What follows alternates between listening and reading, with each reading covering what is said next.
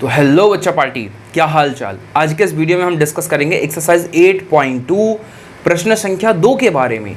और इसके पीछे ऑलरेडी बाकी वीडियोस अवेलेबल है इसी चैनल पर, जिनके लिंक आपको डिस्क्रिप्शन में मिल जाएगी, जिस पे बहुत डिटेल से ट्रिग्नोमेट्री पढ़ाई हुई है। ठीक है, तो देखिए क्वेश्चन नंबर 2 में हमारे कुल मिलाकर के 4 सवाल दिया हुआ है और ये विकल्प के सवाल है, इनमें सही विकल्प का चयन करना है। तो भाई साहब, जब हम लोग बचपन में छोटे हुआ करते थे तो हम लोग तो इन सवालों को कैसे किया करते थे, समझने व बजने की बात तो गई किनारे। हम क्या करते थे, बुक को खोल करके पीछे से आंसर देखते थे और टिक मार करके खुश हो जाते थे कि भाई साहब हमने 4 क्वेश्चन कर लिए। पर आप लोग ऐसा मत करिएगा, है ना, क्योंकि बोर्ड के लिए ही सवाल अच्छे भी बन सकते हैं। तो चलो एक एक करके हम लोग सवाल को हल करते हैं। जैसा कि हमारा सबसे पहला ही सवाल है, वो सवाल क्या है, 2 10 30 और बटे में दे रखा है भाई साहब, क्या दिया हुआ है कि 1 + 10 स्क्वायर 30। ठीक है, सराउंड में थोड़ी सी बैकग्राउंड नॉइस आ रही होगी, उसके लिए थोड़ा सा एडजस्ट कर लीजिएगा यार। यहाँ पे देखो tan 30 का मान क्या होता है भाई मेरे, tan 30 का मान होता है 1/√3, सही है।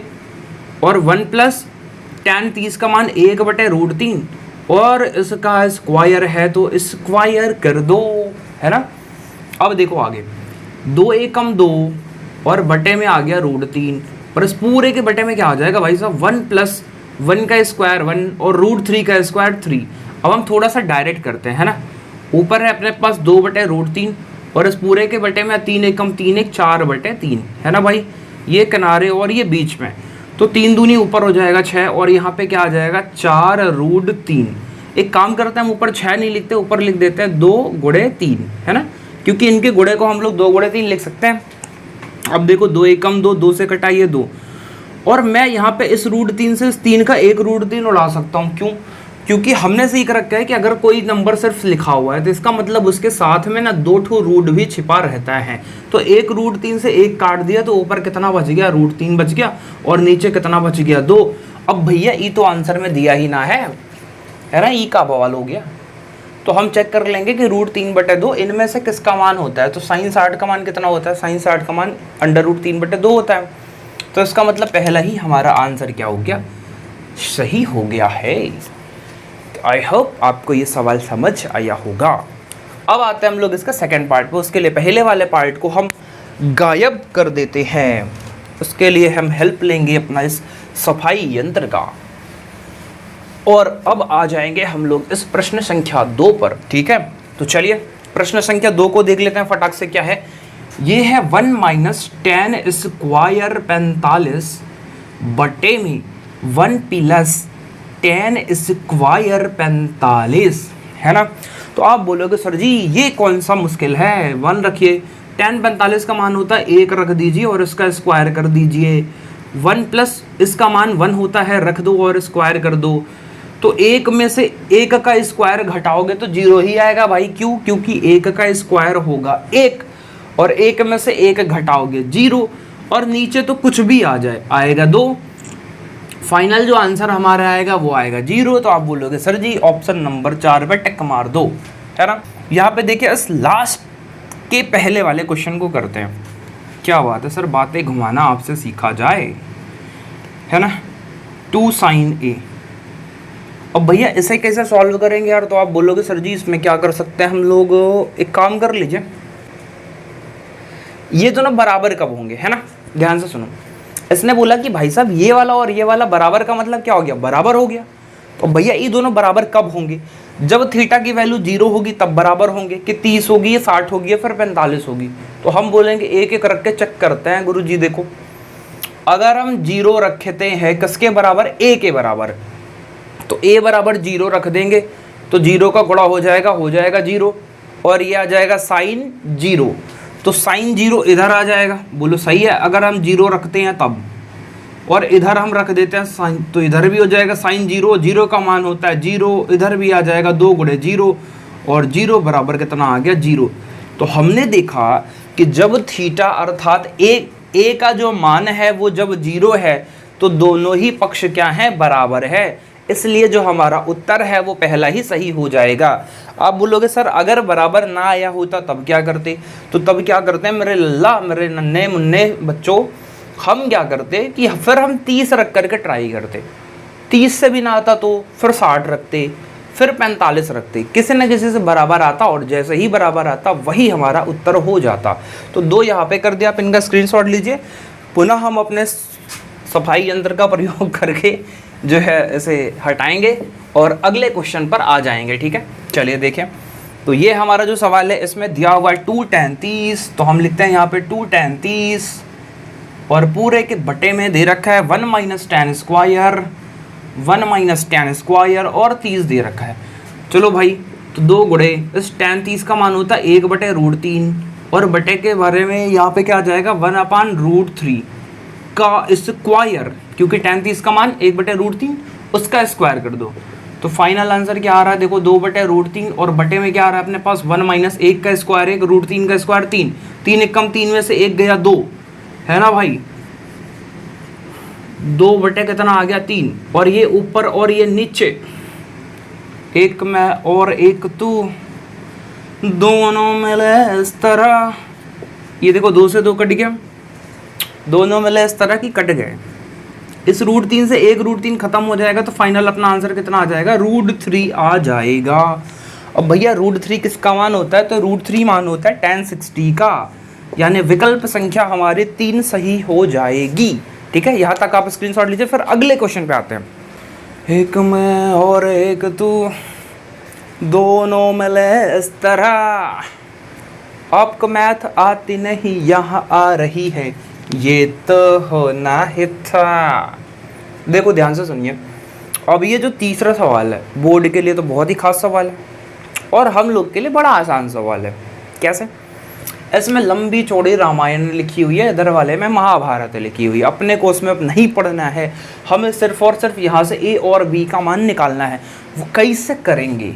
वो ऐसे करेंगे, हमको पता है कि यहाँ पे है tan a प्लस में आता है b और tan में हम लोग इस √3 को लिख सकते हैं tan 60। भाई सब बोलो, जस्ट अभी पिछले क्वेश्चन में हम लोगों ने सॉल्व किया। इसका मतलब जो हमारा a + b आएगा वो कितना आ जाएगा 60 आ जाएगा और इसे मान लो सरकार 1।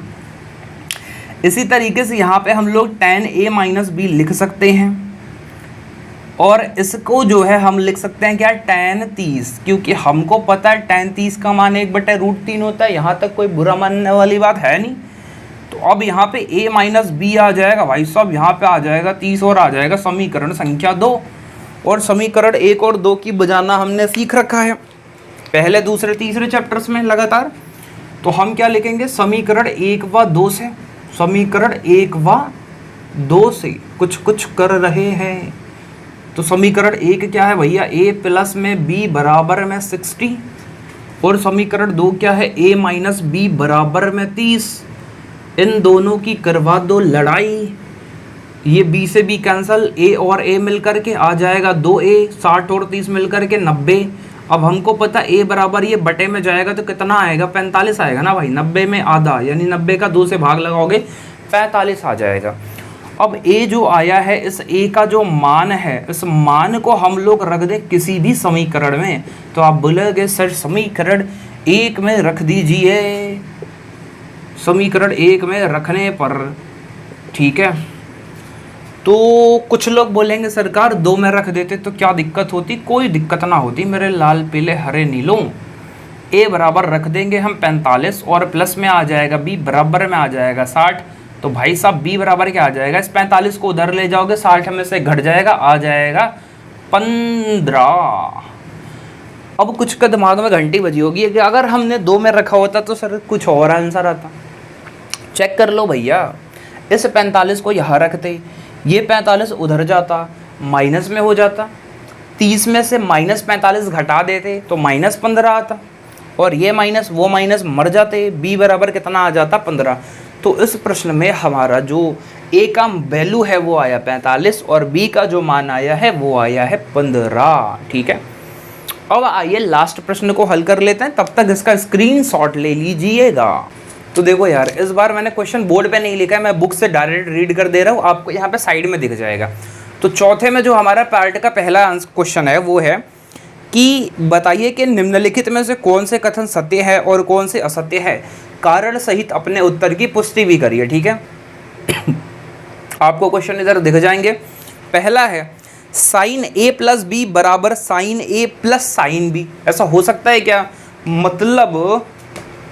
मतलब ये है कि साइन ए प्लस बी बराबर ऐसा, साइन ए प्लस बी बराबर साइन ए और प्लस में साइन बी, ऐसा हो सकता है क्या? तो ना बाप बनना, ऐसा नहीं हो सकता।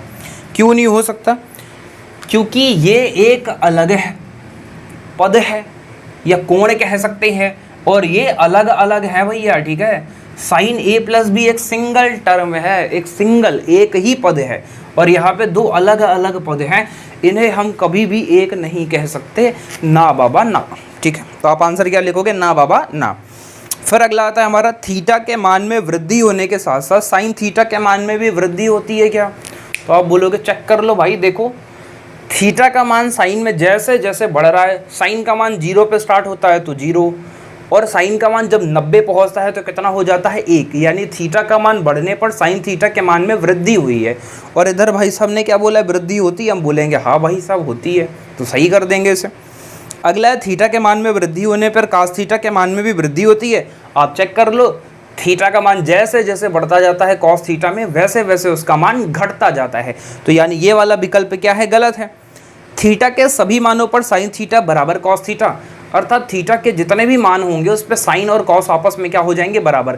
तो आप यहाँ चेक करिए टेबल के अंदर, क्या इन टेबल के अंदर जो दिखा हुआ है आप देखोगे साइन थीटा के अलग अलग मान होंगे, केवल 45 डिग्री का मान ऐसा है जिस पर साइन और कॉस क्या होते हैं? बराबर, अदरवाइज सब पे क्या होते हैं? अलग अलग।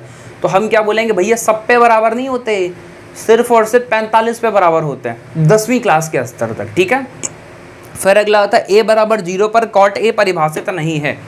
ए बराबर 0 पर कॉट ए परिभाषित नहीं है, बताइए भैया। ए बराबर 0 पर कॉट ए, तो हमको पता है भाई साहब, देखो कॉट ए बराबर होता है 1/tan ए, है ना, और ए का मान कितना दिया हुआ? ए का मान दिया हुआ 0, तो हम रख देंगे tan 0। अब tan 0 रखने पर हमें पता है tan 0 का मान 0 है, और 1/0 कितना आता है? अनंत, और अनंत को ही हम लोग बोलते हैं अपरिभाषित।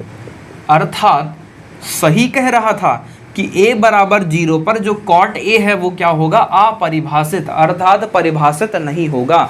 इस तरीके से हम लोगों ने इस प्रश्नावली 8.2 को ख़त्म कर दिया है। इसके अगले वीडियोस में हम लोग अगली एक्सरसाइज को डिस्कस करेंगे, कवर करेंगे। अगर आपको ये वीडियो अच्छा लगा है, पसंद आया है, तो इस मेहनत को देखते हुए लाइक, सब्सक्राइब, शेयर सब कुछ कर दीजिएगा अगर अच्छा लगा होगा तो। चलिए मिलते हैं नेक्स्ट वीडियो में, तब तक के लिए जय हिंद, वंदे मातरम।